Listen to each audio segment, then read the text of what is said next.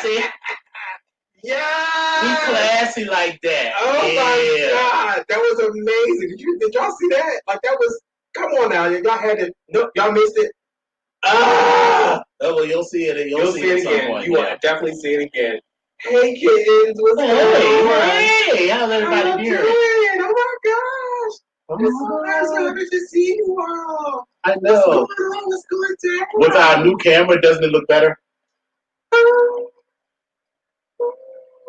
didn't think the old camera looked bad, but I don't think this looks bad at all. Old camera, if you look at the old video, it looks kind of great. Okay. Well, this still isn't the best, but you know, this one will do. But she's cute. I like her. I think she's real cute. And she's very portable. Yes. Which is also cute. Yeah. This is only $50. And you know, I bought a used one, so yeah. Okay. Hey! It was just whatever the 1080p camera was on sale. Message me on Facebook and I'll send you the link, Special. Yeah. So you know, we trying to step it up a little bit. Yeah, I'm like, okay, come on. So did you put P-Value on this? I did not put P-Value on this. Okay, so that's the first thing we're gonna talk about because I got a list. All right, yeah, because I wasn't sure we're gonna be so. Listen. So how was your week? My week was good. I had very well. It was good. I'm trying to make it good. I had a little run-in with a client, and it boils down to the micromanaging aspect of just different personalities. And I'm trying to remember at the end of the day that this is work, but it irritated my soul because at some particular point you sent an email where it sounded like you were talking to your child, like you were trying to chastise. And right there, that thing when I was like, who was this? You living off to the side, like, who is this talking to? Exactly. And so I had to kind of. You're looking at it like, this bitch fucking talking to you. But this bitch ain't talking to me. I ain't worried about that, because that bitch know better. I just said, well, clearly she doesn't know better. And I was kind of like, okay. So I had to sit back and, I had to catch myself and I had to realize if I say one word to her. Right. That's going to be it. I politely responded to her email and said, did you write the email? I was wrote like 5 times. Nope. It came straight off the top of my head, and I said, just say it calmly and just type it out. I typed it out, and I said, going forward, this is what will happen. Bing, that's it. I never responded. And it was all because of shit that she didn't do in the program. It wasn't that it was shit that she didn't do. It was, this is where, this is a contract class that we have the people come to us and say, we want to take this particular course. And it was emotional intelligence. And so she was then trying to give us instructions on how to deliver the course. And actually wasn't us, but it was the instructor. So I'm like, how are you getting ready to tell the subject matter expert or the teacher or the instructor how to teach this class? And like, learning is not necessarily all from a book. There's some organic. You could say that, I didn't get what I thought I wanted out of the class, which is acceptable criticism. Absolutely. But don't be like, this is how you need to teach the class. Well, literally, this is what you're saying. When you get to the point where you start saying stuff like, because of the technology issues, if you could do X, Y, and Z things. And whose technology issues? Exactly. That's the problem. You're using an outdated platform. Girl, we told you what the requirements are. So this is what you're using, and so it's kind of like it got to that point. But in any event, I'm using Netscape. Their organization using, as far as I'm concerned, the damn Atari 2600 of like learning platform. Not even a 5200, which is like Adobe Connect. And while it's not a bad thing, it's just there's some limitations to it. And then you also throw in the mix to it, the federal government, the laptops and firewalls and things, and it just becomes a little messy. Right. So, but anyway, I got through that, and I was able to do what I needed to do and not respond. My boss, bless her heart, she responded to her beyond and engaged her in conversation. I just refused to have any more conversation with her. The next camera I'm gonna get, I want to be able to shift it just a little bit without me getting up. If I want to move it down, which is fine. We see all of this. So, but sure. Well, yes. But other than that, it was good. I had another interview today. Good. So it's been a good thing. I even had some eaters last night. So it's shaping up to be a good week so far. So what about you? I have had a number of interviews and interview adjacents. Okay. I've sent since Monday, I've sent at least 8 letters to recruiters who have hit me up and like Thank you for your interest, but I'm not an IT PM. But here's my resume in case you can fucking read, and here's some jobs that might be appropriate. So I keep getting those. I had 2 interviews yesterday, one of which was planned, the other which was not planned. Let's start with the one that was planned. First of all, I'm scared of an unplanned interview, but okay. Well, all right. So I had worked for this company for a month back in 2011. Okay. But then I left. It was the year of hell. I probably should have stayed there, but at the time. And the job was fine, but again, the main thing was that they were paying less than six figures. Mm-hmm. And I had been making six figures for that was 2011, so since 2007. So I was like, well, I don't want to go back, because if you go back and they have salary history, then they're gonna start lowballing you because they see that you went back.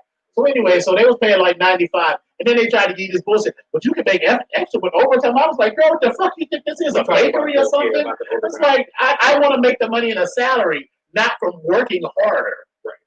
You know, no shade to people that make overtime and that's their money, and I'm not shading that at all. But that's not what I want to do. That's not what my education is. That's not what my background is. Anyway, so I left them after a month. But they do exactly what it is that I want to do. And I kept not hitting them up over the years because, you know, I was like, they're going to be like, yeah, go that motherfucker, they quit after a month.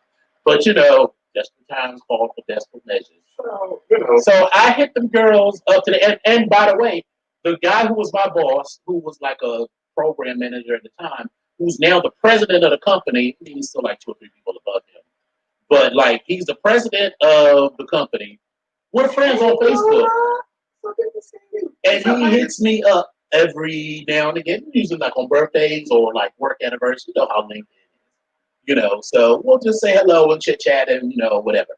And so I finally went and applied for this job that was well within my skill set. And I told him, he was like, great. So, you know, we'll get the person to do that because, you know, I don't really handle that kind of interface directly anymore. I'm above that. You know, it's like, all right, that makes sense. I get that. You know, you don't be dealing with direct hiring of people like that. So that's cool. And then so the dude called me, and he was very nice. It wasn't that he wasn't nice at all, but he was like, we talked for a little bit, and it was just like all of these other jobs. I told him, he was like, so they always ask you, do you have any questions? I was like, no, because I had a lot of questions. I don't apply for jobs that I don't think I'm well qualified for. And then when you tell me what the position is, I was like, yeah, that's exactly what the fuck I thought it was. And on top of that, I was telling them, so yeah, they probably had an audit, and they probably, you know, they got like, you know, all of these NFRs, and they don't know where their leases are. They don't know this. They don't know. I told, listen, I strung his pain with my fingers. And I sang his whole life with my words. I killed his soul with my soul. And so he was like, yeah. He was like, but wait a minute. So I don't want to, he said, I don't want to waste your time. I love when people say that. Because get right to the fucking point. And, well, I mean, you know, you do want to. Yeah, but get to the point. Like, so here's the point. He was like, so it's a technical advisor position. Okay, fine. He was like, this doesn't pay what you were making at United. I was like, okay, I know that United was pay scale was up here, but I'm cool. He was like, yeah, this job probably doesn't even pay 6 figures. I was like, wait a minute. You mean to tell me that this job, which has more responsibility than the job that I had in 2011, is paying the same money? I didn't say that to him. I didn't say nothing. I was like, here, let me tell you what my floor is. And he understood, because he's like, I don't make these decisions. And I'm not even necessarily mad, because, you know, I don't know how much you know about contracting, but when you put those rates in the contract to win or whatever, you know, if that's what and they're the sub, they're not even the prime, so it's not like they even got a ton of extra, you know, room to pay extra. So I was like this, I want this job. You know I can do this job just based on what we talked about on the phone. And I was like, listen, I can flood your inbox with samples of all of this shit. With all of the samples of the shit that I do. So you know I can do the job. But here's my floor. And my floor was what I was making when I was with the Air Force. Okay. So that's the, it's like and he was like, yeah, I understand that. So let me see what magic I can work on my end. And I sent him a lovely, letter because I would like to go back there, and it would be put this way. It's not that I would like to go back there. I can do the job and for an acceptable rate of salary. So I don't want to be like, I would like to go back there. It's not like it's a job. Let's just call it what it is. And it's still with the government and everything. And so, I'm not necessarily jazzed about that, but whatever. So he gonna do what he gonna do. I'm not holding out a ton of hope because again, if he's not even in a position to make the hiring decision and they're not the prime, then they're not gonna. So they would have basically have to come up. They'd have to come up $30,000 off of what they were planning to pay for this position to meet my floor, which is $50,000 less than what I was making at United. So 55,020 less than I was making. But you're not bitter. But I'm not bitter. So that was that. And then later that evening, someone called me from PAE. Have you ever heard of PAE? They do a lot of overseas contracting and stuff, on that. So she was like, "Hey, are you interested? Blah blah blah. This stuff. He's gonna get his installation manager position. Blah blah blah. It's a Kirtland Air Force Base." And I was like, before she says Kirtland, she said, "Are you open to relocation?" I was like, "Well, I will say that I'm not open to relocation. So, like, if you said to me, hey, Brian, if you said, hey, Brian, I've got this really cool job for you, and they want you to move to Miami or Dallas or LA or not that, but if it was like a major city or something, I might consider it. And if the pay was cute. Then she said Kirtland Air Force Base, I'm quickly Googling Albuquerque, New Mexico. Oh, no.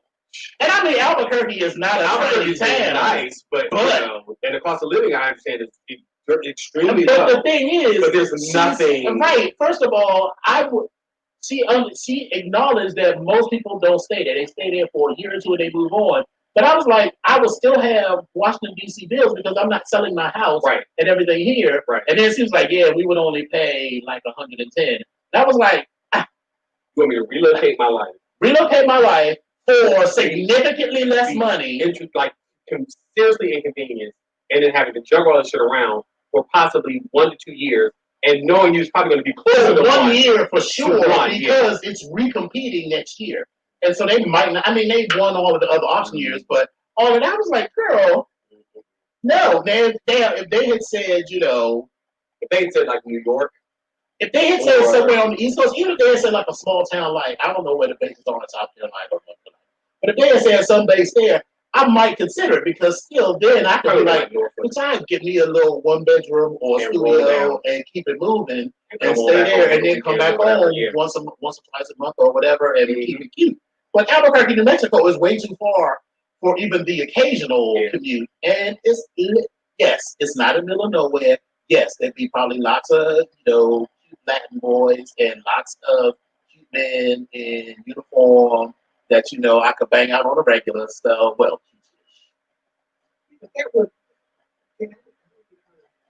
but that's not enough of an incentive for me to move. That's not an incentive. That's extra, right? Because those cute men don't pay the bills. So and it's like sometimes come with you put cute on the outside, but broken on the inside.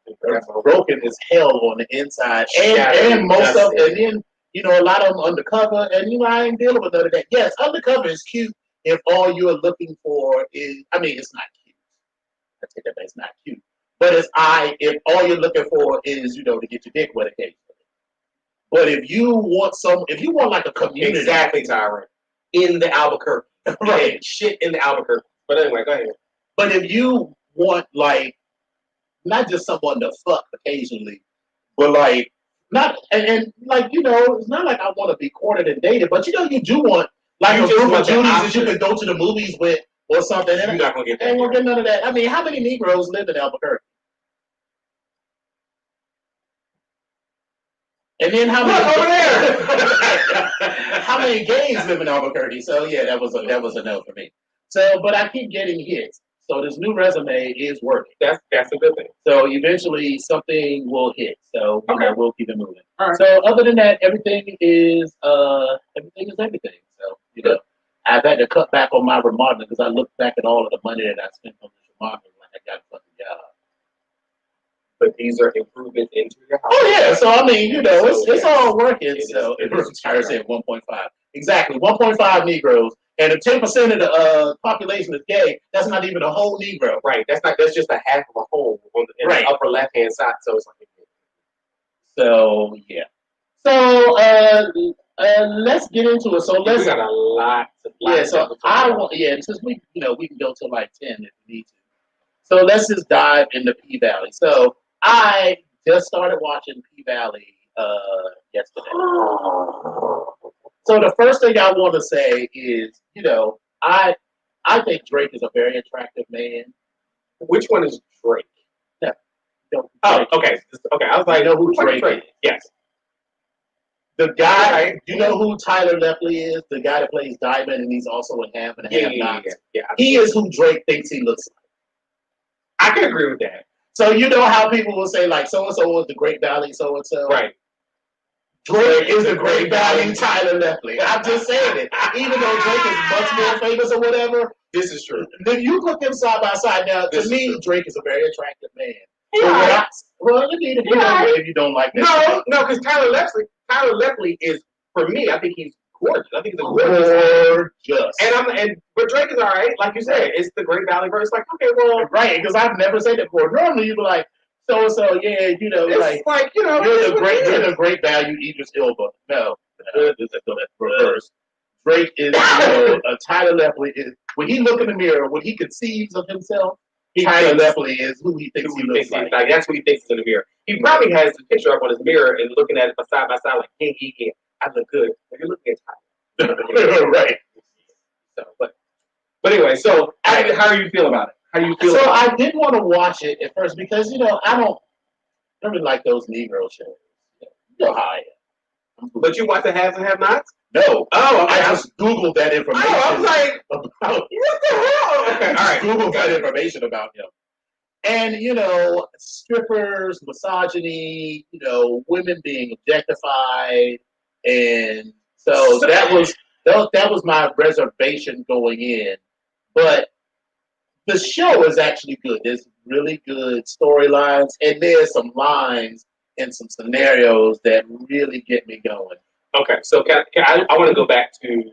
I just want to go back to this part, and this is for any of you that have not watched the show or debating on. Yeah, you should definitely watch it. It's a great show. There is no, as has been said several times, like spot the lie in what he's actually just said about strippers and misogynistic behavior and things of that sort. So I can't even deny that. And I had a problem with I had a real big problem. I don't know why, but I had a real big problem with Loretta Devine and her character and the way those words were flowing out of her mouth. It was like a minstrel show for me, and I was like, "You are a talented and brilliant actress. You are on this television playing this Southern." Mississippi or North Carolina. It seemed real to me because she's a great actress. She's a great actress. In the hands of another actress, it would have come off terrible. And I'm not saying it didn't come off as authentic because it did, but at the same time, I'm sitting there. It's kind of like when I watched her in Jackie's Back, and she's playing her girlfriend, and she's like, "Oh, I mean, that was supposed to be over the top, right? But again, for me, it was like. I had a problem with that. So but she reminds me of like so many women that I have known. And she does. That's my own Annie Mae, except she wasn't blonde. Well, I will say this. So for anybody that's on the fence about watching it, if you can, it is again a suspension of disbelief. So if you can get through all of that, which you probably will very, very easily, these are real world problems.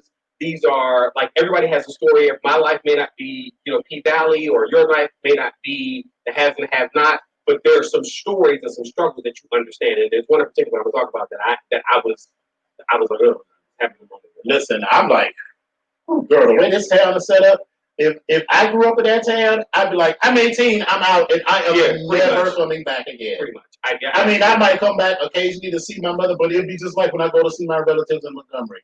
Sure. I don't stay in Montgomery. I stay in Atlanta and I mean Montgomery and P Valley or Pussy Valley, whatever the fuck the name is. It's not Chickasaw something like that. County or something like that. But it's like for me when I go to visit, my family lives in Montgomery, Alabama. It ain't where they live in Montgomery. Yeah, it's right by Alabama State University. It ain't nothing like none of that. But still, this is boring as hell. So I always stay in Atlanta. I would not, but they in Mississippi too. So I don't. But every time I've been in Mississippi, they are in Mississippi. Okay. So every time I've been to Mississippi, I have driven through Mississippi. I actually refused to stop in Mississippi. Sure, we drove from Atlanta, from Tallahassee to Memphis, Tennessee. That's where our convention was, and that route took us through Mississippi, and it was at night. It was like late at night. So we stopped. We stopped in Alabama. We was like 5 miles from the border. We was like, all right, so it was like 1994 or 5. He was like, all right, so here's what we're gonna do. Everybody needs to use the bathroom now. You need to do whatever you need to do now. We need to gas up everything because we are not stopping for any reason in Mississippi.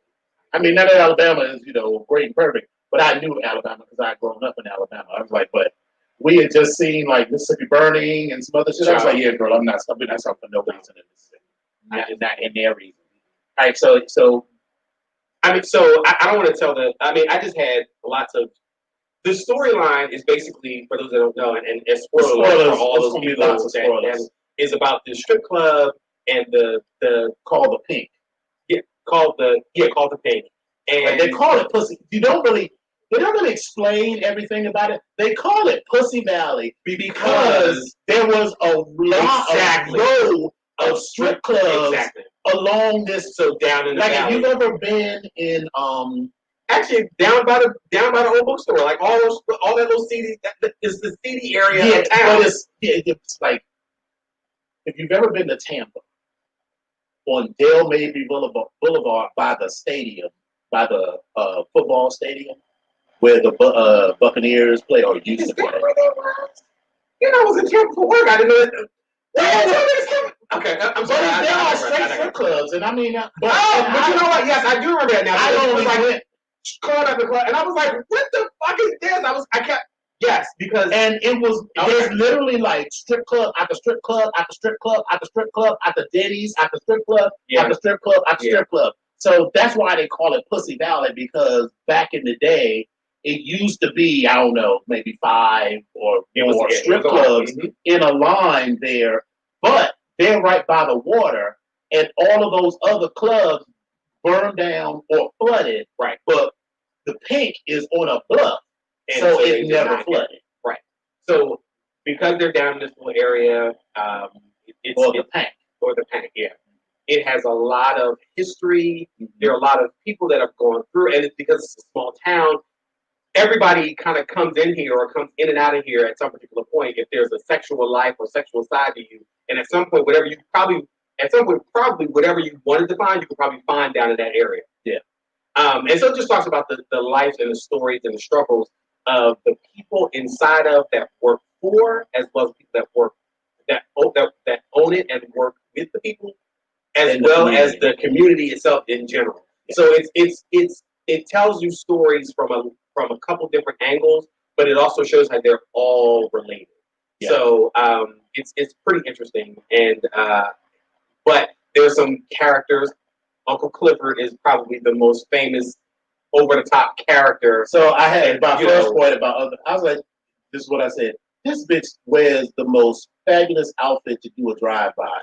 Like, who puts on a whole ensemble with a red bustle just to go have a conversation with a bitch in a field? Bitch, did you see what she wore when she walked into the barbershop looking soft and dainty as a orchid? She looked like it was it looked like it was the backup alternate outfit that Beyonce was going to wear for. Yes, it was deja vu. It was very much that. And I was just like, the amount of work that goes into the alternate ensemble. It was just that. So it was that outfit, makeup, but that black outfit though that she wore to jail to pick up Mercedes' mother. First of all, I would have mollywopped So my mother. I'm gonna share some of my stories with people that are watching this story. For those of you that know me and have known me for years, especially the past couple of years, my mom she has dementia and she's in a nursing home. But listen, my mother is that type of person that when she was younger, she was um, a shit starter. She was a hellraiser. It was just in her nature, but she has the biggest heart for the planet. But my mom did a lot of shit that I just don't necessarily agree with. And I guess sometimes I have these moments where I feel like the reason why I'm doing shit is because I feel like I have some of the same traits as her or some things about her. But there's a part of the story where one of the characters' moms, Mercedes, is the daughter, and her mother's name is Patrice. I can't think of what I think, but anyway, Patrice Woodbine. Patrice. The young lady Mercedes is actually stripping, and she's making a boatload of money. And her mother is a avid churchgoer. She's not the first lady. She's the bookkeeper. And so, yeah. So Mercedes is actually looking for a place to stash her money and hold it and do whatever. So she decides to get in cahoots with her mom, who is trying to help the church to get this loan. And apparently they have to have a bank account that shows X amount of dollars at a minimum to take out this type of loan to help the church. Well, things go, I'm not going to tell you everything, but things go left. And basically it winds up that Mercedes' mom took this money and did something with it. And so I have a very interesting past with my mom, and I'm trying not to, but I have a very interesting past with my mom and like credit cards, and several of them. And so it kind of like that moment when she jumped on her, I was like, in my spirit at a molecular level. And I was like, because at the time I was like, I'm still like 18. Oh, she took out credit cards from your name? And the last time I just graduated from college, so I was like 24, 23, 24, something like that, because I was on the property. So it was like 23, 24. Like that was the last time, but that was the most heart wrenching one, and it bothered me. But I intentionally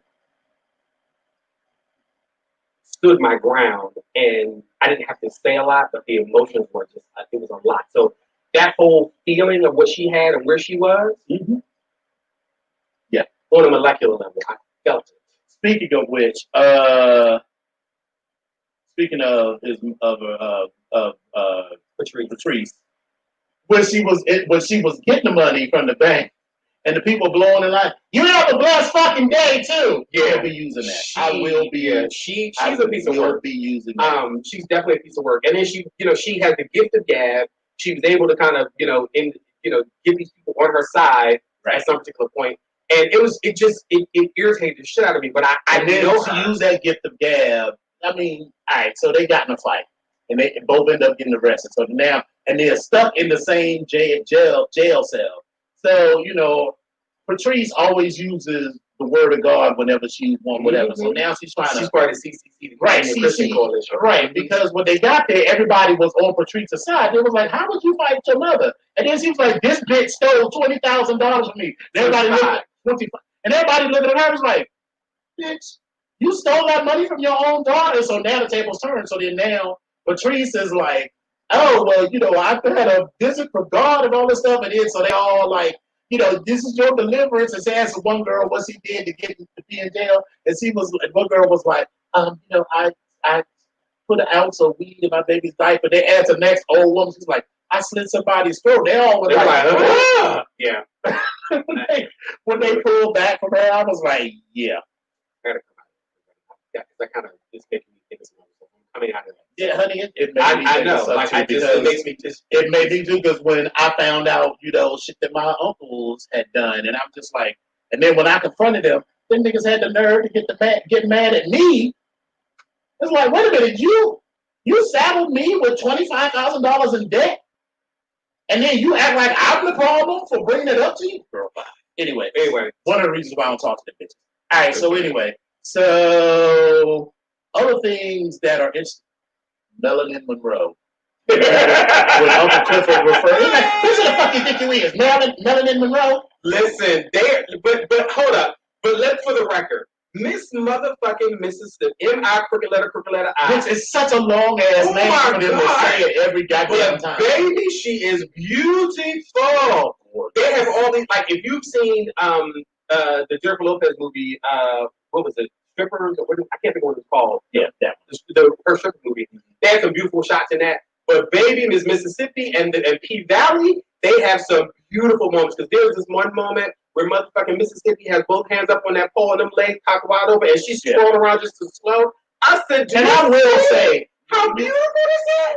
It is. That is clearly a stunt double. Oh, but it is filmed in such a way. It was well filmed. Yeah, it's called Hustlers. That was Hustlers. Yes. Thank you. So yes, I mean clearly there's stunt doubles when they do some of that pole work and stuff, but it is well done. Very well done. So like sometimes it ain't like as much as I love Dynasty when they would have a fight. Shot them stunt doubles. You see the men in the wig.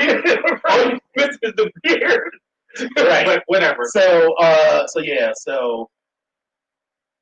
the one stripper that has the stomach troubles, and then he was like, "Yeah, your man said, my man said one of your girls farted on him last night," and that got me to thinking. I was like, "What the fuck would I do if I went to a strip club and one of the dancers is giving me a lap dance, or better, even worse, a lap dance is bad, but what if they were all up in your face, or they like bent over in your face, whatever, and farted on you? What would you do? How would you react?" So I don't know how I react about fart, but I'm gonna tell you how I reacted in real life. Mm-hmm. I just got accepted to college. I had just went up to visit my alma mater, what is now my alma mater, but University of Pittsburgh. I had this T-shirt on, and it was white. It had this big thing on it, University of Pittsburgh, blah, blah, blah. And I went out to the strip club with my best friend and his older brother. We get to the strip club. It's this wide open room, and it's all dark. I mean, it's all lit, but it's very low lit. And then there's this moment where I guess it's like pussy frenzy or something, and then they just turn the lights off, and all the strippers just start walking around. They're like dancing, which is useful to stripper. So this one young lady who I'd seen out in the middle of the floor, and in the dark, you kind of adjust. I was like, okay, I know who this one is. I'm like, okay, fine, I'm pretty cute. And for those who don't know, at one point I did date women. So I was like, all right, fine, yeah. I was like, all right, whatever. So she's grinding all up on me and everything, grinding. I'm like, oh yeah, it's cute. I kept tipping a couple dollars. We come outside. I'm walking down the street to get into the car, and I was like,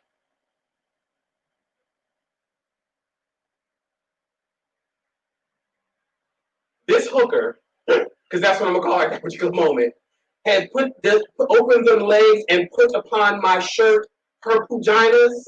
And not only did she leave a streak, but the streak was red. Do you know that right there at Broad and motherfucking Lehigh in Philadelphia, Pennsylvania, where the strip club used to be at, I politely took my University of Pittsburgh T-shirt off that I had just gotten and threw that bitch in the trash and went home with no shirt on.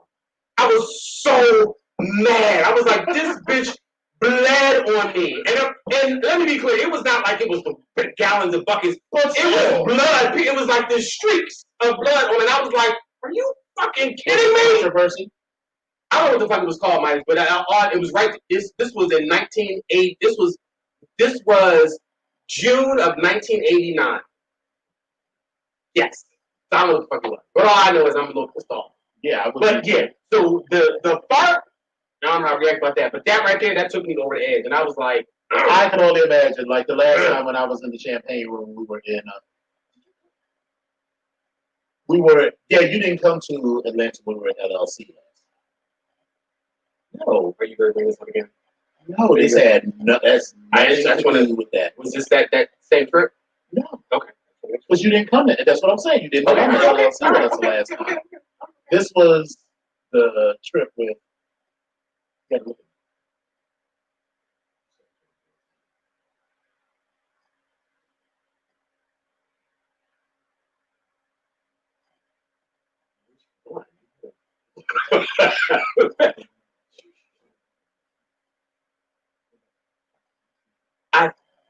Anyway, so we went to Swinging Richards. So because it was close to my birthday, and you know how Volt does, you know how Shout out to Bo if you watch it. Hey, like peas in a pod. You know how we do. He was like, Bristol, your birthday coming up soon, so I'm gonna take you back to the champagne room. And I was like, I like the energy in Swinging Richards, but I'm not usually a big fan of the strippers. Oh, okay. Because I was like, some of them are like, there are plenty of black strippers when I was there. Yes, they do have a couple of white guys who got locked out. Well, glad you got that in, Lace. Okay. So we went back to the champagne room, and they be grinding on him, whatever. Yeah, and I'm just like, and I was like, if someone had farted on me, bitch, I would have lit that room up. Anyway, yeah, the blood was enough. The fart would have been. Yeah, that was. Like all right, I got a word for whatever the black guy is, for what the lawyer. Oh, I was like, who actually is not? He's first of all, he is like he's like the thinnest guy I've ever seen. But like he's muscular, but he's like, I mean, he's very lean, but it's like kind of something about him is like, oh, okay, well, baby. Yeah, and then I was like, penis. Yeah, I was like, ooh, they don't listen. Even a white guy, they showed the white guy. I was like, this is full on penis. And then when the black guy was on the bed, I was like, I sort of saw him jerking off. I was like, and then afterwards they showed the cum stain on his body. I was like, give it to me. Yeah, because that's my notes are penis. Listen, and then a few seconds later, semen. But listen, what's his name? C Murder. He's not attractive. There's several people I was talking like a milk dud to me. And those teeth. He would be also safe around me, and if he was one of my Bristol's good friend or he's cool, whatever, bitch, you were doubly safe around me because I don't want nothing. Yes. But baby, when they got into that back room and looked like he spit, and I said, there was another one of my notes. I was like, ooh, spit as lube. I live. He spit on it. I said, oh my god. I mean, I used to. I was like, I got something. But yeah, he's just not attracted to me. And I've never all them gold fronts and all of that. That always just. I just imagine that anybody with gold teeth like that, their breaths. I just automatically. That don't work for me. It don't work for me. The DJ, I like the DJ. The DJ is like this high school kid or like college. He's in college. He's in college. He called the class of '99 old heads. I was like, sir, fuck you.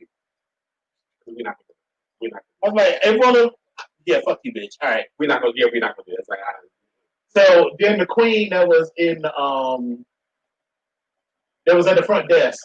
He was like, yeah, magnums, and he was like, no, we ain't got no man, and we sure got Bible for free. I was like, queen, mind your business. Hating ass bitches. Right. Hating ass bitches. Just because you stop with a nice shit, bitch, you can't get yourself a piece of dick. I'm trying to get me some sex.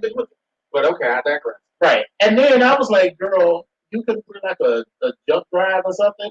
You just go like bitches ain't gonna check their fucking send box to see where this. I mean, how do you know this motherfucker wasn't like the mob or something?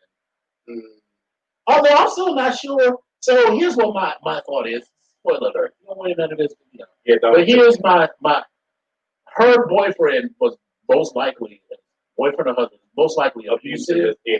And was like a drug dealer or something. So that's what I'm still trying to piece together because these transactions and all that's going on is yours. And so at one point I thought maybe it was money from the death of the child, or maybe it was just whatever he was doing. So I'm not quite sure how that. I'm pretty sure it's because remember she said it didn't seem like the child died, then she went home, and then she did whatever. She was trying to leave. Yeah, she was trying to leave and roll out. And got caught in the flood, and the child got swept away. And she looked for the child for 3 days and found that. Wait, please. So what you're saying is you was that bitch? Is that what you were?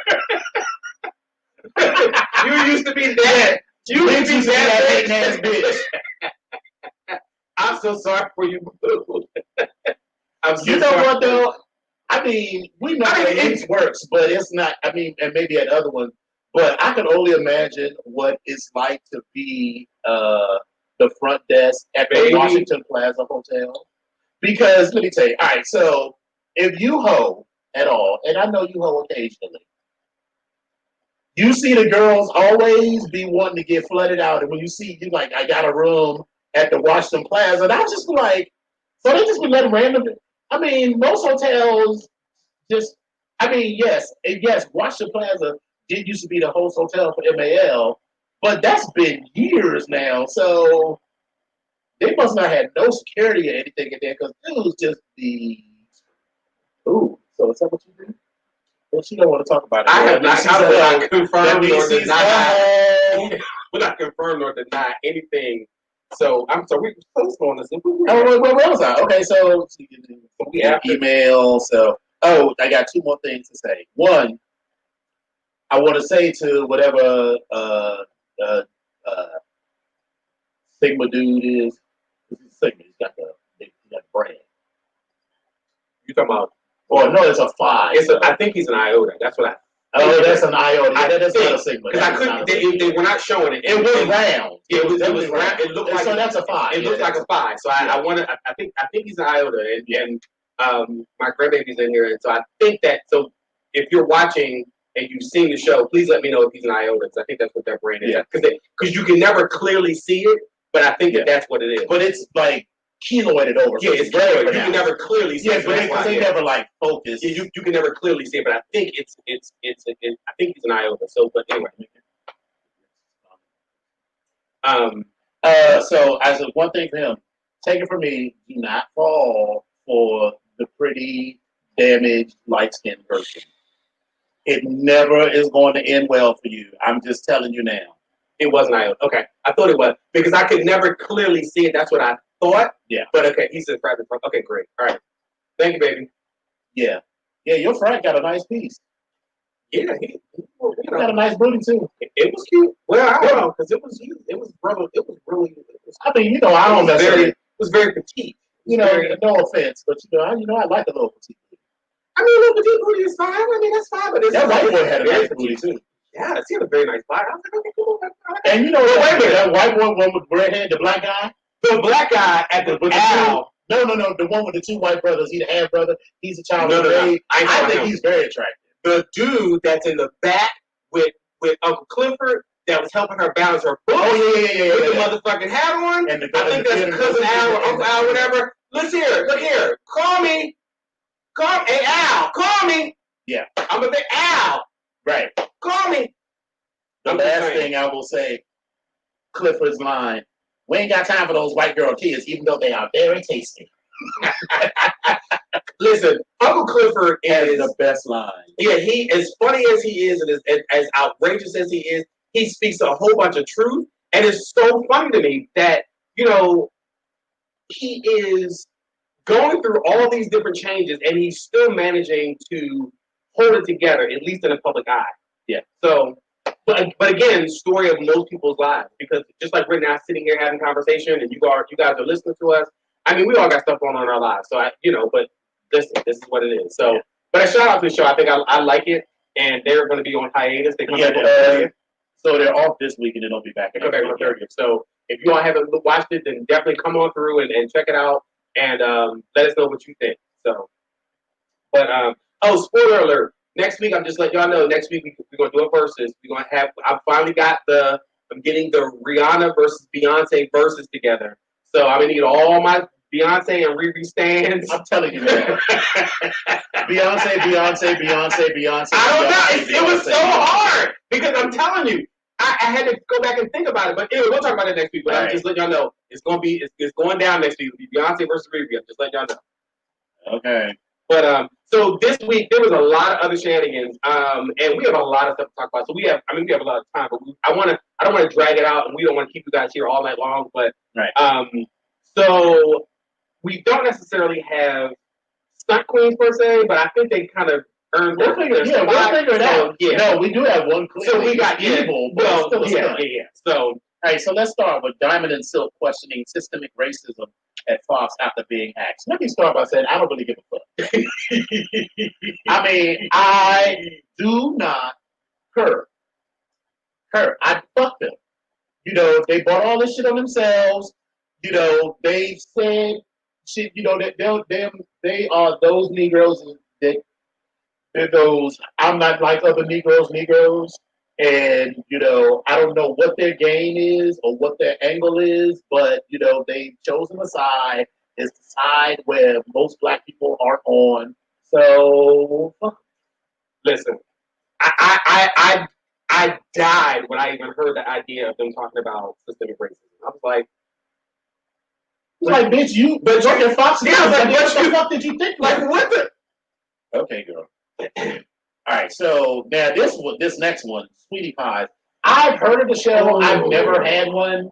So I've heard the show and I've also been to the restaurant. Okay. How do you like the food there? The food was okay. It was okay. It's the not. Show, I watched a couple of shows and I've seen them on like various food networks. Stuff. Yeah. It always just looked like some old black woman with her recipes. $5, 27 piece of hair. You know what? It comes for that 27 piece, yes, but it's only $5. Yes. Anyway, so yeah, Sweetie Pie, the food's okay, and I think what happened is at one particular point in time, when she was doing it on her own and making it in her kitchen, it was good. Yeah. The food is okay. It's like basic. Sylvia's. Yeah, it's like the basic stuff now. It's like, all right. I actually have never been to Sylvia's. I've been to Sylvia's, and I've been rave about it, and they do. But just like I heard people rave about it, and then when I went, I was like, "That's it." But that's the same thing for Miss Shirley's in this area. People talk about that, right, and I'm like, I went to Miss Shirley's, and I'm like, and it was a long ass line too, and we sat there, and and then because they so famous and they line, they had their table. This was long before COVID. They sat you with this little tiny ass table all squeezed up, and I was like, girl, I judge people that like that shit now. So it's all right, but and the same thing with back in the day, Gladys Chicken and Waffles. I was Gladys Chicken and Waffles. So first of all, when my first time at Gladys Chicken and Waffles, I was like, why is it so dirty in here? Like around the floorboards and shit. And I was looking up on the air vents, and I was like, why is your air vent covered with dust? Isn't this the return duct? Like what the right? And the food when it came, it was literally a piece of chicken on top of waffle, and I was like. I can't get no. So then I'm trying to doctor it up and I'm trying to make it. I mean, they gave me the, but I was like, literally, that's what it is. So I'm thinking it was gonna be smothered in something. It was like a hard waffle. I mean, it wasn't an egg waffle because it was bigger, but still, I was just kind of like. So then I'm trying to taste the waffle. Like, does it have a specific taste and something? I was just like, what is it? A piece of chicken and some waffle, and you put some syrup on it, call it a day. Now, unlike what I will say, unlike Roscoe's Chicken and Waffles in LA. Roscoe's Chicken and Waffles is never motherfucking good. It is seasoned down to the bone. And that's oh my god. It's very simple. Again, that is literally just a chicken and a waffle. But it was seasoned down to the bone. Like the waffle was there for me to sop up all the extra chicken sausage and everything. The waffle was the size of the plate. Yes. And they put this big ass mutant chicken breast on top of it, covered everything. Well, so there was the waffle, there was butter, there was syrup, and there was a chicken and more syrup, and then you get some sides. It was so fuck that food up. I feel in my spirit, my next trip to LA, I need to go back because it's been a minute since I've been at the Roscoe. But anyway. And now I'm mad that we was in there. That's all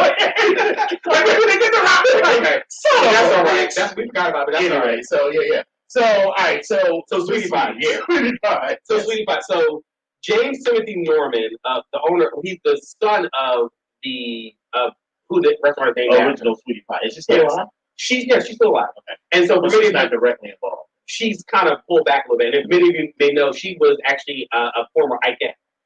Really? Yeah, that's how she was a former Ikeette. I didn't know that. Ronnie's her name. I think. Really? Is that the character that? So I don't know if that's her or not. The one that like. That's I don't know if that was her. Ring and Kill Kit? I don't know if that was her. She was because those were like an amalgamation because there was like lots of Ikettes. So I don't know which one she was, but I know she was at one point. She was. I don't know. Like Jennifer Lewis was an Ikeette? No, Jennifer Lewis was with Bette Midler. Yeah. But so somebody famous was an Ikeette. I don't know. Anyway, it makes sense. So, but anyway, so he's been arrested on federal charges and is currently being held in the Trout. I did see a picture of it, and he does have a very unfortunate shape. Listen, and for all of my big booty hoes, and I'm gonna go ahead and put myself in there because he got one of them. He got one of them Questlove shapes. I don't even know if it's a Questlove because Questlove is one of our brothers, one of our newest brothers, Kyriakos, made a comment about Questlove on his Twitter, and Questlove, he blocked him. That's you know when you start shit already. I'm so glad that was several months ago. But again, I'm so glad your ass is a part of the organization, but you started shit already. Right. But anyway, James Timothy Norman, he's reported is being has been arrested on federal charges and is currently being held in Madison County Detention Center. Mm-hmm. Federal authorities allege that in 2014, Norman obtained a $450,000 life insurance policy on his 18-year-old nephew, Andre Montgomery. So if any of you have ever watched the show, you know exactly who he is. Andre Montgomery was the young slim young man that was on the show who appeared to be, because I don't know, he appeared to be a homosexual and very feminine. So I don't know what that was all about. So I'm putting that out there because I have a theory about this. Anyway, in the days leading, he was actually murdered, and he was murdered in 2016. And so federal authorities, in the days leading up to Montgomery's murder, Ellis told Montgomery that she was coming to St. Louis. And on March 13th, the day before Montgomery's murder, Ellis is this woman named Terica Ellis. I'm sorry, yes, who conspired with Norman to commit the murder. Terica Ellis, if I remember correctly, is Norman's ex, is the mother of his son, I believe. I think that's who she is. Heterosexual? I think that's who she is on the show. Yes, he has a son. Yes, I think that's who he is. But so yes. You danced over there like, yes. Yes. The question was, he's a heterosexual? Your response was, yes, he has a son. I mean, several people on this list right here have children. That is correct, but yes, he has a son. That's what I'm saying. All right. And so, which again, stay with me. Terica Ellis and others, according to the complaint, Norman and Terica Ellis and others conspired to commit a murder for hire in exchange for money. Federal authorities allege that in 2014, Norman got that $450,000 life insurance policy on his 18-year-old nephew. And in the days leading up to Montgomery's murder, Ellis told Montgomery that she was coming to St. Louis on March 13, 2016, the day before Montgomery's murder. Norman flew to St. Louis, Missouri, from his home in Los Angeles, California. On March 14th, Ellis and Norman communicated using temporary phones activated that day. Ellis also used the temporary phone to communicate with Montgomery and learn his location. And immediately after learning Montgomery's location, Ellis placed a call to Norman. Around 8 p.m. that same day, Montgomery was shot and killed. Ellie's phone location information places her in the area of the murder at the time of the shooting. Immediately following Montgomery's murder, Ellis placed a call to Norman and then began traveling to Memphis, Tennessee. And in the days after the murder, Ellis deposited over $9,000 in cash into various bank accounts. That is a tie-in to... Yes, that's it. Okay. So on March 21st, 2016, Norman contacted the life insurance company in an attempt to collect the life insurance policy that he obtained on his nephew. And Terica Ellis was also charged by complaint with conspiracy to use interstate commerce facilities in the commission of murder for hire, resulting in death. The St. Louis Metropolitan Police Department Homicide Section and Federal Bureau of Investigation are investigating these charges. So he has not been committed as of yet. He's not been convicted as of yet.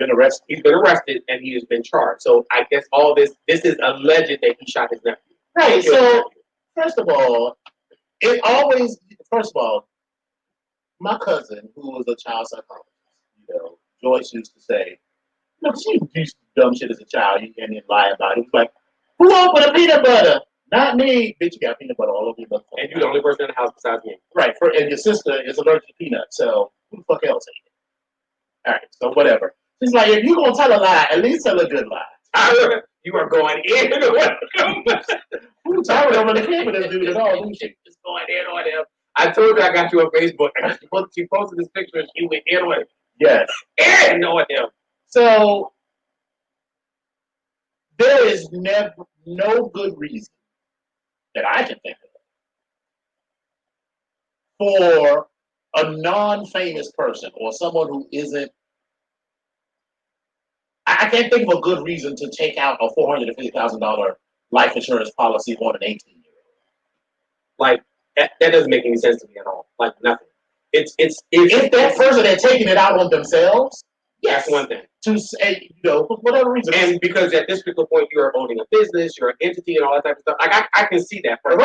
Right, because you want. He's 18. Yeah, he's 18. So he didn't have a job. He wasn't even part of the storyline of the show. Is he was always back and forth, wishy-washy with what he was doing. Right, and so that was another. So that's always suspect. But in a fully grown ass man, and it's not his parent. Right, takes out a life insurance policy on someone else, and again, not. Oh, okay, Cypher. So who was not his parent takes out a life insurance policy, and then conveniently that person dies 2 years later. That always seems iffy. And then the $9,000. What we learned from P Valley is that as long as your transaction is less than $9,000, they don't have to report it. Right. But then here's the other thing to note. It used to be $10,000 you put in your bank account. Yeah. But it went down to under $5,000. So that's probably one of the reasons she got it in cash, and she's holding on to it. But at some particular point, she's going to have to make this deposit. She's going to have to do that. I wouldn't. I would just be like, I would just live in a house that had really good locks and shit, and just pay for everything in cash. Listen. I'm not going to say nothing about that life because I don't know nothing about that. Anyway, so yeah. So to me, this is a stunt. I mean, it's a really awful stunt. It is. And I think for me, the problem that I have is you look this boy. First of all, he's your nephew. You looked him in his face every other day. And like where right, and I want to know what the motive for this was. Yes, I get the money, but here's the thing. I can see it, no shade to the grandmother, to Sweetie, but why would you take out a policy against an 18-year-old? I mean, that just did you not in my weekends. Come on, Tyra. I love you. I'm loving you more and more every single day. Every single day. Come on, Tyra. I just can't think of a good rationale for doing that. Yes, yes, Mr. Mufasa. Nephew was scattered, but way more likely than yes, he was. Yes, he was. Yeah. All right. So next story. A Maryland lab believes they have a promising HIV cure.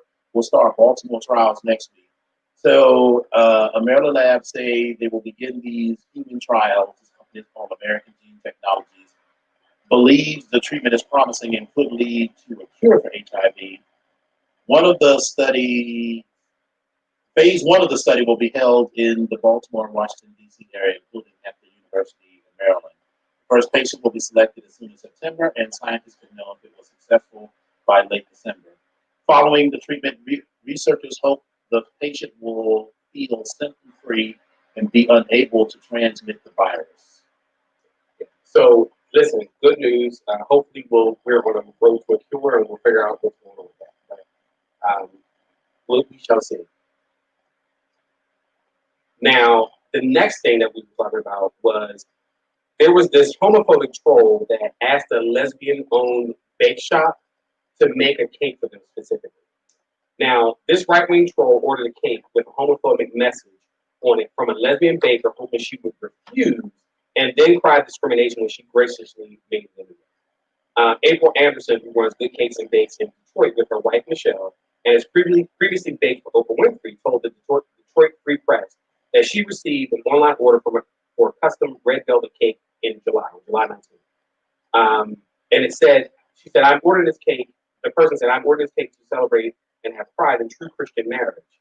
The customer had requested a special message be typed on top of the cake, which, as Anderson quickly noted, was truly the icing on the homophobic cake. He said, I'd like to write on the cake, in icing, homosexual acts are gravely evil. Catholic Catechism 2357. It's a lot to write on a cake for one. So the customer was identified. I don't even know if I want to say his name because I don't want to give him much more energy. But right. The customer was identified that he worked for a church militant, which, according to the website, bluntly opposes homosexuality. The thing that April was saying was, she said, we're so used to being black lesbian women. She said, you are used to people discriminating against you and saying mean things to you. Now, she was concerned that the bigoted customer would take legal action if she didn't run the order. Anderson ultimately baked the cake, but omitted the hateful message. Thankfully, her store policy does not allow for custom messages on online orders, giving her a clear get out. She told the customer his cake will be ready Saturday, which she was shocked to hear. He was probably anticipating them saying no. However, she was forced to bend the cake after Gordon failed to show. So basically, she wanted the cake because she made it for him when she was having to do it. But I think that she did the right thing by doing that. Now, the problem is the saga continued to unfold after the incident was covered by local media on August 7th, and Gordon tweeted, "Good Cakes and Bakes is discriminating against me for requesting a cake virtually," quoting the Catechism of the Catholic Church, section 2357.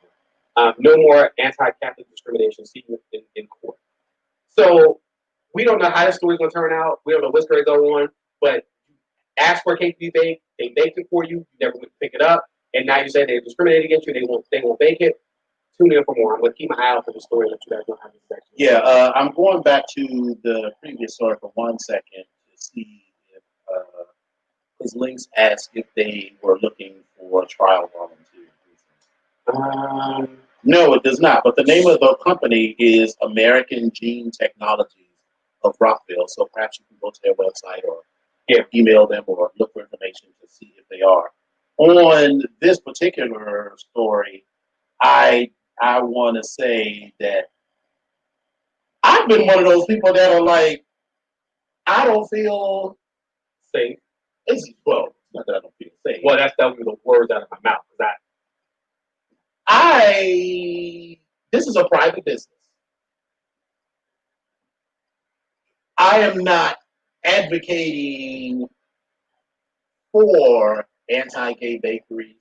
I'm saying that a small mom and pop business who doesn't take federal money or public money in any way, if they don't want to bake a cake for anybody, for whatever reason, they don't have to. You can say, let's say I own, We Good Christian Bakeries, and I come to you and ask for a cake for my gay wedding, and you say, "No, we won't make cakes for a gay wedding." Okay, yeah. Now I will light your ass up on Facebook and whatever, and I would like for people to boycott that out of conscience, but I don't think a law should be made that says that company should be forced as a small private business to make a cake for me. And so then we wouldn't have issues like this because you can say, these women can say, hell no, I'm not going to. You want me to make a cake that says the thing that I am is wrong. It's ridiculous on its face. So, yeah. So, and I mean, and this is another one of those things, Black women especially, I'm not blaming them at all. But I'm saying it was like, girl, don't be, because as you see now, you were never going to win. Yeah. So what did you get out of this? All you did was waste that money on that, whatever. And, so next time, it's any business owner, any Black business owner, any other person of color, any person on the LGBTQIA spectrum, whatever, get some legal input before you do this, because you probably could. They probably would have told you, girl, you don't have to. Yeah. First of all, they already had a thing on their online thing. They would be able to put the message. So that they already had message online. Right. So they had a policy. They don't allow for custom messages on online orders. So they didn't even have to do it. That was and then of course his ass would probably showed up trying to cut food. And then you could have probably thrown him out for saying, I'm throwing you out not because you're mad about your order, but because you're disrupting my business. Get the fuck out. Right. So yeah. All right. So controversial cartoon Bob's Burger says his Black trans sex worker character will no longer be voiced by a cis white man. Okay, so if for any of you that watch Bob's Burgers, which I absolutely love, Miss Marshmallow is a fucking hilarious. I love Marshmallow, and just the idea of her and all the shit that she says, and she's like a gay superhero as far as I'm concerned. The shit that comes out of her mouth is fucking hilarious. But I love the show, so let me be clear about that. So that's all I have to say about that. Yeah, I mean, all of this comes about though because it was voiced by white cisgender male, but it's kind of stemming from the creators of Bob's Burgers having another show that came on television called Central Park, and Kristen Bell was voicing the she was voicing a white. She was a white actress voicing a mixed or person of color on the show, and so I have kind of I don't want to say mixed emotions about it, but I feel like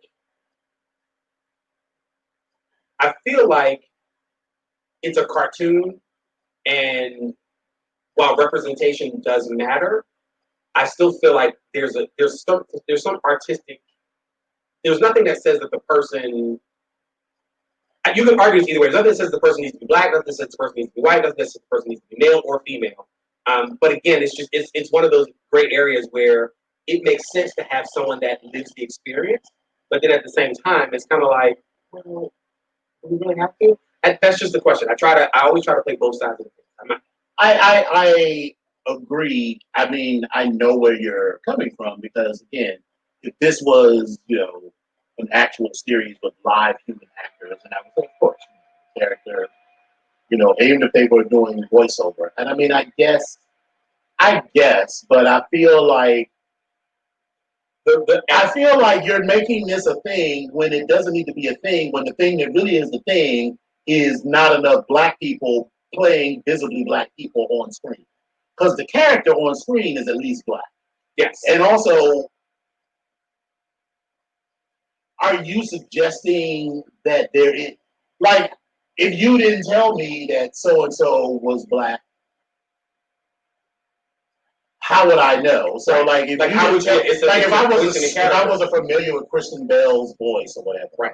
And you didn't tell me that she was black, how would I? I mean, yeah, probably. Tina is a whole movie. She really is. She is.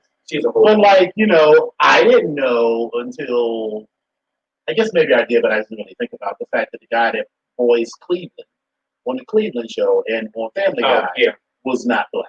Right. But the character is still black. And so are you suggesting that only black people can sound black? I mean, what does that even mean? And that's funny because growing up, and I think we've probably had similar experiences with that. Growing up, I've been talking to people on the phone. They were like, my mother even said this to me one time. She was like, "Is that you? What do you mean? Is it me?" She was like, "Sound like some white man." I sound like blacker. Some white man. I won't say I caved to peer pressure, but I sound a lot blacker now than I used to. I don't even know what the hell sounded black. It sounded black. Well, I have a lot more. I sound a lot more PG County in DC. Listen, PG County is a whole mood. But then I used to. It's like growing up, people didn't. I didn't sound at all like I was from PG County or from this area. Well, I still get that now when I go home to Philadelphia. They're like, "Are you from Philly?" Like, just stop, right? Just stop. But yeah, so I mean, exactly. But again, the visual that you see is of a black person, yes, whether it be a cartoon or live. And while this isn't quite a tempest in the teapot because I guess it's a semi-legitimate issue, but I think the larger issue is roles aren't being written, or there aren't enough roles for black actors and actresses. So, good point. Midas was saying I would have a problem if Kirsten Bell was doing a quote-unquote black ghetto voice, but if she's just speaking regular, I have no problem. And I don't either. But again, I think that again because then it seems like a parody. It's a parody, and it's also. Oh, it's like it's what do you call it? It's vocal blackface essentially. So it could be that. If you were like, you try. But I mean, even Cleveland. I mean, so you could say Cleveland was that a little bit, but Cleveland Cleveland's voice and his character comes across as like just a conservative black person almost, like but in a weird, quirky type of way. But it's still like when he says like furry, that is Donna, that is a furry. So I get it, but to me, of all of the issues that we have in the world, and even all of the issues that we have in Hollywood with representation, this was sort of near the bottom of the list. I grew up with that on my inside while people are looking at you, thinking I'm a tall, dusty, busty. Oh God, Tyra. Yeah, I know that. I know that feeling. Not the tall, dusty, blonde part, but I know that and I just do it naturally, like by like work voices. Listen, your work voice is like, this is work. This is business. Like, hey, how are you? And people are like, you are, what do they call it? When you code switching. Oh. And I was like, but like, this is I'm work switching. I have a job. I get that, and I do understand that, and I do understand it's a problem for some people. But I also, in college, knew a lot of white kids too, who like the interaction that we had just hanging out. Some of in this fraternity with white guys and stuff, whatever. The way that they talk when we was just all hanging out wasn't the way that they talked at their job either. So to me, it was less about black versus white than you got to get to Skrilla. Right. So black, white, or otherwise, this is how you gonna talk. This is what we gonna do. You listen, the way that you talk when you making that money, and the way that you talk when you with your boys and with your girls, black, white, or otherwise, is different. Because listen, there's code switching and stripping. Because them girls are on that stage, and when they say like, "Come here, daddy, give me that money," they get off that stage, they're like, "I need to go home and take care of my baby. I need to go home and make sure that the lights are on." Right. Listen, they don't. These are the things they're doing for their job. So I get that. Yeah. So I mean, I guess. But so. And y'all president is fucking. Let's talk about this postal service. Have y'all noticed that in your area that the mailboxes and stuff are being taken out? Because again, there's never used mailbox. Just that they're disappearing over time anyway, because a lot of people don't necessarily use them, so they're not necessarily on every corner like they were when we were growing up.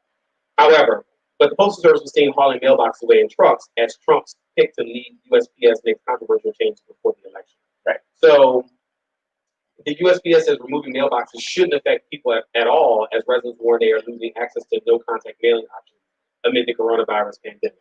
Listen, do you all know who the Postmaster General is? His last name is DeJoy. And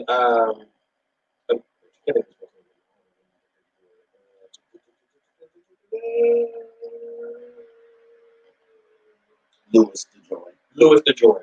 Louis DeJoy was probably one of the biggest contributors to, or not biggest, but he was a very large contributor to Donald Trump's campaign. And he was put into this position as the Postmaster General. Okay, so. I really think in the spirit of campaign finance reform that you can't nominate anybody to work for you that gave money to you. See, that would be you being logical and legal and ethical. Not even legal, but ethical. So, but we already know that the Dorito and cheese is not necessarily all that ethical. Yeah. But anyway, there were some photos that spread across social media in recent weeks that showed truck beds stacked with drop-off mailboxes, large postal service boxes, in which mail can be dropped off on the side of the road without having to visit the post office. The post office confirmed some mailboxes have been removed from neighbors in the recent weeks. Now, the Oregonian reported with residents in Eugene and Portland alerting the local newspaper that access to contactless USPS mailing options have become increasingly limited just ahead of the crucial vote. Here's the thing. When you're trying to do dirty, you're trying to do dirty with people all the time, you wind up affecting more than just the people that you are trying to affect. And so now that these good white folk in middle America, in Oregon, have now talked about you are taking away our options as far as contactless mail, and you are putting us in danger, now it becomes a problem. Because we already know that Trump has threatened to withhold funding for the USPS because he wants to ultimately push back the election and how it's done, and he's afraid of mail fraud, everything else. The cases of mail fraud, the cases of even voter fraud that have happened over the years have been so minuscule, like probably 4 to 5, I think single digits of people that have actually tried to do something in the last election. And even with mail fraud,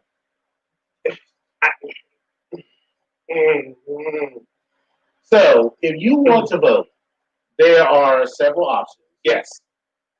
Most places have early voting that lasts for a couple of weeks to a couple of months prior to the vote. So go at a time when people aren't there. You can also go to those same polling places and drop off your early voting ballot. And you can also just go straight to the post office and just drop. There's a drop box in the post office. Yes, indeed. I get that there's some people who maybe can't get to this. I'm just saying all of the options. I'm not saying, but Yeah, there's literally a slot right there in the post office where you drop your mail. Hey, CJ. And listen, if for those of you that are doing early voting, you can go online, and if you have your voter's registration card, you can actually request the form and send it in to get that ballot and actually complete the ballot and take that right up to the post office. Right. You need to do this as soon as possible because you need that these ballots. They need to be in by was it October 20th? Yeah, you can't do it on the election is like November the 3rd. You can't do it like November the 2nd. You should have been doing it like it should be. Your deadline. I'm gonna say October the 15th. So you need to have your shit in. I mean, in this election, it's important that people say, "Oh, I'm undecided." About what? The two people that are running, you know everything about them. I mean, there's no way that people are like, I don't know what Joe Biden stands for. I don't know what Donald Trump stands for. Who is Kamala Harris? Who is Mike Pence? I mean, if you don't know that, then you just need to get the fuck out of the country. I mean, you got to have an opinion. All right, so that's that. So speaking about that, with talking about Kamala, so the Democratic National Convention, and thank y'all for tuning in. Some people are going to go watch it and look at other things. But the two highlights of the convention, as far as I'm concerned, were Michelle and Kamala. And I said Kamala, but Kamala Harris. No, it is Kamala. It's Kamala. Okay, it is. I watched a video like it's Kamala. Of kids like it's Kamala. It's Kamala. It's Kamala. It's all right. Miss Kamala, which I found very interesting. I'm waiting for her to come for the net. I'm just waiting for like a real like something in where she gives you that head up to the right. side. She's like, do you know who I am? Right. You ain't ready. Do you know who I am? So a very apologetic Kamala Harris told Donald Trump on Monday that she will be unable to provide him with a certified copy of her birth certificate in the absence of a fully functioning postal service. She says, in order to obtain a copy of my birth certificate, I have to send it to the California Department of Public Health. That is really tricky to do without a mailbox. She said, if the CDPA somehow receives this letter, Senator Harris said, it will then have to mail my birth certificate back to me. Again, a difficult task if there is no mail. Harris informed Trump that if by some miracle she were to receive her birth certificate in the mail, I would then have to mail to you again. Again, not easy. The senator said that she was deeply sorry that the United States Postal Service funding problems would make getting her birth certificate to Trump so challenging. I know that the question of our birth has been a cause of great distress to you, she said. I would do anything to ease your mind about this issue. And she concluded her letter by saying that she was unsure whether her letter would ever arrive. Listen, that was the tip of the iceberg for Ms. Kamala. And so I believe that she is going to get in that ass as the days go on. Yeah. But also in that same vein, Miss Michelle Obama let Donald J. Trump have it as well. She, halfway through her closing speech on the Democratic National Convention, she shifted to address what she called the cold hard truth. She said Donald Trump is the wrong president for our country. He has had more than enough time to prove that he can do the job, but he is clearly in over his head. He cannot meet this moment. He simply cannot be who we need him to be for us. She continued, then she sighed, it is what it is. Baby, Michelle Obama doesn't have to say anything else ever. And all of the news articles and reporters have talked about this and calling it epic shade.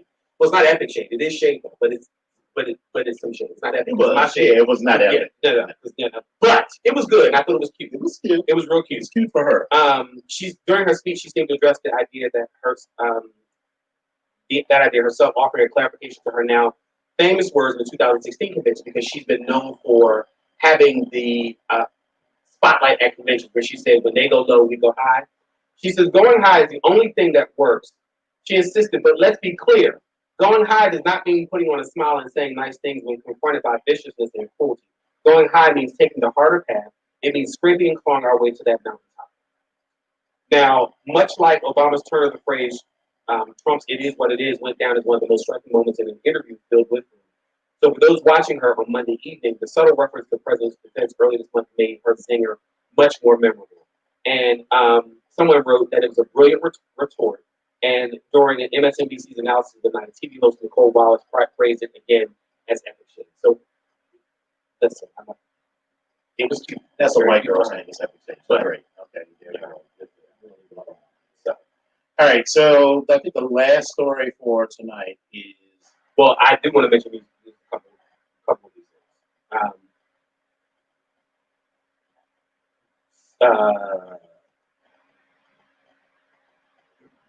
Run DMC was murdered, and they had finally found the two men that are responsible for his murder.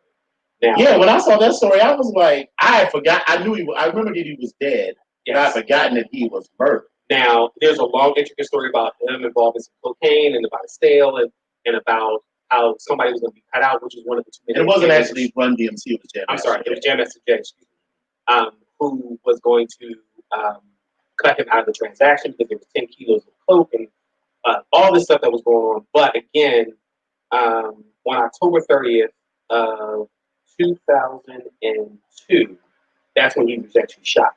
And so now they found the two people who are, one was 36, and he faced one count of conspiracy and 7 counts of distribution of cocaine, and also another one is 56, who's already in federal custody. He's going to be arraigned at a later date.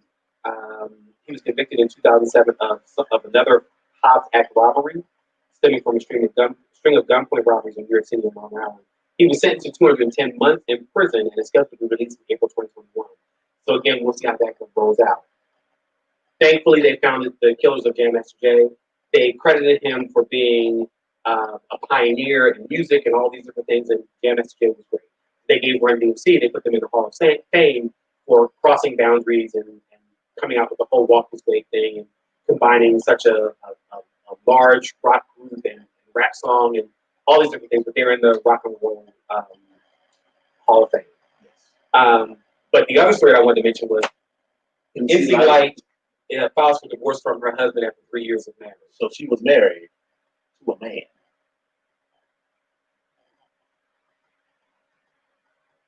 That's it. That's all I want to mention. All right. The last story that I to mention, which is not funny. Well, before we get to that, Gigi Dubé is in the hospital. She has pneumonia. Keep her in your prayers. Yes. She also mentioned that she also was diagnosed with scleroderma, which is, and she's been dealing with this for the past 8 or 9 months, and she was afraid to expose to the public. But regardless of all that, she's in the hospital. Gigi Dubé was one of the contestants from RuPaul's Drag Race. I think it was season 10 or 11. But again, she was one of the favorites as well. You see Kennedy Davenport, you probably see Gigi Dubé and Mr. A lot of times get together and perform as well. So I just want to put that out there. Where our prayers and thoughts are put out there as well. But now. Yeah, so I was just alerted to this story, maybe a year or so ago. There were a group of trans women. 3 trans women were robbed, ridiculed, and attacked by men on a Hollywood sidewalk. The attack included a scooter being thrown at the women and one being knocked out by the assailant. It was all captured on an Instagram Live and in photos by bystanders who did nothing but laugh. According to the post, I won't say their names because they wanted to be known.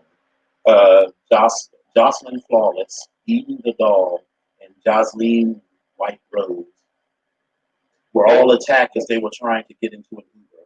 While Eden describes herself as very lucky, the other 2 didn't fare so well. According to Eden, an unnamed assailant stole her phone as the group was waiting for an Uber. Then they chased him to retrieve their phone and others through various objects. Some called them rocks, while the assailant said they were lighters. All the while they're being ridiculed.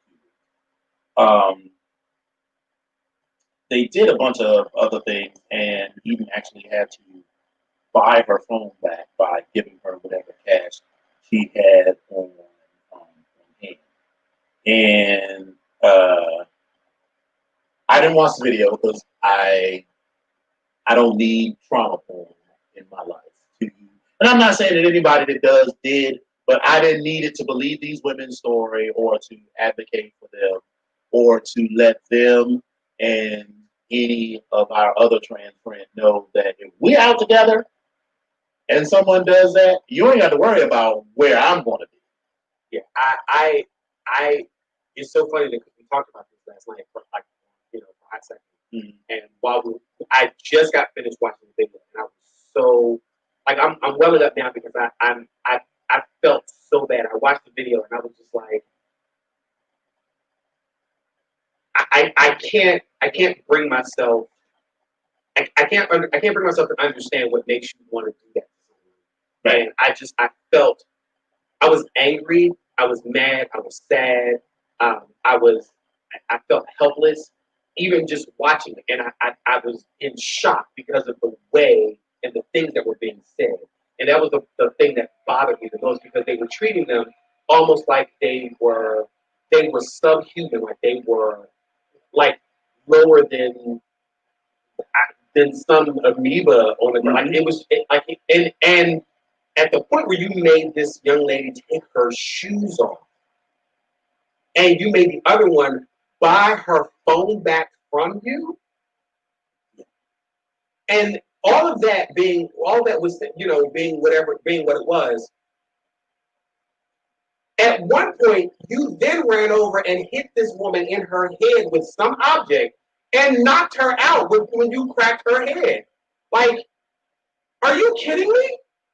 And people are walking past, like you see 3 people in the street, you're walking past, and like they're like saying Black Lives Matter, they're laughing and joking, and I got so upset, I got so welled up, and I can't imagine me being anywhere with our brothers or sisters or friends or family and it not being a fight. Like I just can't imagine. Like I'm sorry, I just can't imagine. It would be open. Somebody's going to jail that night. It's a problem because I would be ready. There's no way in hell. There's no way in hell. Like I just can't imagine that happening. I just cannot imagine. And on top of all that, all this is being recorded, and then people are laughing. You're making fun of it. You're making light of all of it. Yeah. Like what the fuck? Like it bothered me. It bothered me while I was watching it, and I said I was going to watch it again. But I did watch it again. I watched this one little section early this afternoon, and I watched him make her take her shoes off, and it just bothered me. It actually bothered me. And you're right, Cortez. The police drove by because they one young lady got her phone back, and then she dialed 911, and the police will be coming. But then they stopped, and then they kept on going. Like, and all this is on video, and I was like, "Are you kidding me? Like, what the fuck? This is where we are, like what?" And the young men that were in this video, because listen, Kylie Michael Carter, Brian Douglas Dion Jr., Marky Dejon Gatewood, Stephen Hurtado, Christopher Lewis Ramirez, Michael Robert Ramirez, and David Anthony Williams. Now, I just saw this and I posted it because I'm pretty sure this. But I need to say that this is a legend because I don't know exactly it's a legend. These men are. We saw the video, but I don't know that these are those men with my own absolute certainty. Yes, but if they can be arrested, and they can. If they are the people who did what to those young ladies, what I saw in that video, I hope. Yeah, and I have zero sympathy. And prosecuted to the fullest extent. And I'm not even that bitch that even gives a fuck about the jail sentence. Listen, I hope that you get so much time that doesn't make any sense. So and on top of all that, I hope your ass gets put in. Why am I going to say all that? Yeah, it was horrible what they did. Horrible. And one of the reasons that, people, trans people, particularly trans women and particularly trans women of color, feel so unsafe is because when things like this happen, our community, meaning other Black people, and to a large extent, other gay people, don't have their backs. Yeah. So they feel like they're out there twisting in the wind with no one defending them. You ain't got to worry about that. Yeah, I ain't rolling like that. No. If we friends, we cool, and that's not. And even if I was walking, I don't know these women. Even if I was walking, I had seen this because we're not gonna jump on them. We're not right. I mean, even I want to be clear that my defense is I wouldn't be attacking people. Period. So my first thing would have been like, why are those dudes beating up these women? Right. And that would have been the end of it. I don't care that they're trans or whatever. And then even if there had been a bunch of dudes, honestly, if there had been a bunch of dudes, I'd have been like, I probably would have just tried to get the dudes away. Yeah, like, y'all need to break this up. Like, right. Y'all need to break this up. But if I had seen them beating up these women, and maybe this is a little patriarchal, but if they had seen them beating up these women, I would have fought those dudes. I feel like, and I mean, I don't want to make it sound like I'm this machismo, whatever, but these women were clearly, this wasn't just a man and a woman arguing on the street over, whatever their relationship. This was a gang of people lynching 3 women. Yeah. And it was the six on 3. Yeah. And so, yeah, you ain't got to worry about where I'm going to stand. And you ain't got to worry about where nobody that fuck with me stand, because anybody that don't stand with me on that side, we can't hang. It's a 100% rap. I never know. Now, I mean, if you're in a wheelchair, anybody expecting you to be like, oh, girl, in the wheelchair, in the Disney thing, where the grandma in the wheelchair, it was the family too. They were fighting, and the grandma ran into the crowd with the wheelchair. Now, I ain't expecting that. But if you are able-bodied and you listen, bitch, I expect you to be like the young man that was in a wheelchair on Aliens, was the Alien Resurrection. I need you to make sure you reach down underneath the bottom of that wheelchair, grab that gun, push that. I'm gonna need you. Listen, I get it that you may not be able to do that, but that was my expectation. Now you may not be able to do that, but bitch, you got arms, throw them. Now listen, I'm gonna pick you up if something happens, and I got you. But I'm just saying, we all together, we fight together, and that is one thing that for the majority of people that I am around, right, if something goes down, I don't feel uncomfortable that these people are not going to fight. And if unfortunately, if I get to that point where people that are not necessarily fighting, because I'm not saying that's a requirement to be around me, but I got to cut my ties with you, because we just can't vibe. We can't. Yeah. If you see someone who is, in distress, and I don't care what the fuck the argument was about. I don't care if she stole your cocaine. I don't give a fuck what y'all was fighting about or whatever. Now, if you steal my motherfucking ice cream, then we got a problem. Right, I will fuck you up myself. But, whatever it is, don't call for them to put their hands on and to treat people like that. So, yeah, we ain't got to worry about that. Yeah. So, but anyway, I also want to put out this. I mean, it's sad news, but I want to actually put this out as well. We lost someone in the community. Well, not necessarily in the community, but Deborah Lee lost her son. Deborah Lee from BET, president of BET. The former, yeah. She lost her son. Her son's name was DJ Spicoli, or his name was Quinn Coleman. He passed away. Some black guy named himself Spicoli. DJ Spicoli. He was a music executive, promoter, entrepreneur, and DJ. He actually was the senior director of A&R at Capitol Records. He was one of at least 2 children. The couple also has a daughter named Ava. He's the co-founder of the DC to BC music marketing group that put on the Washington DC-based music festival Trelectro. It was meant to give local and upcoming hip hop and electronic music artists a venue to reach audiences. His cause of death is not yet to be announced as far as what happened, but he was 31 when he passed away. So our condolences to Deborah Lee. Ready to wrap it up? Yep, so we can wrap this up. But listen, right. Thank you, kittens, for tuning in. We absolutely always appreciate you. Yeah. So, they can't hear us. The sound it's silent now, so then we'll do like a little goodbye. But now we don't have to say all this. Okay. And then eventually we can say they can still hear us now. Or no, people still hear us? No, they can't hear anything. But it'll automatically come back to us when this goes on. We'll look back on the screen. But we can record video over this podcast. All righty then. Okay, kittens. Listen, it's always a pleasure. Yes, it has been fun. It's always fun. We appreciate you spending your time with us. Please be safe out there in this pandemic and everything else. Right, we got rolling credit. That's because we jazzy. We jazzy. Right, we fancy, We fancy. Listen, Tyra, that 27 piece that was for $5, we took the extra money, we put that into the banner. That's what we did. Exactly. Mm-hmm. Exactly. And it only took me 15 hours to do it the first time. And then for it not to render. Well, listen. And then to find another way to do it that only took 15 minutes. Listen, I need you all to give the million a hand up because listen, the technical stuff, this is what he does. You ain't seen nothing yet, honey. That's just the proof of concept. So listen, I need y'all again. Tune back in for next week because we're gonna do Riri versus Beyonce. Yes. And also tune in early because you get to see our intro. Because it was we had a fly intro, so tune in early to see the intro. Exactly. So, and that was just what they gave us. That's not even something I created. So yeah. So I mean, listen, just tune back in. So it keeps getting better. But next year, let me get a nipple or something. Right. Bye, Tyra. Bye. Thank y'all for coming out. God bless you and good night. Mwah. A mess.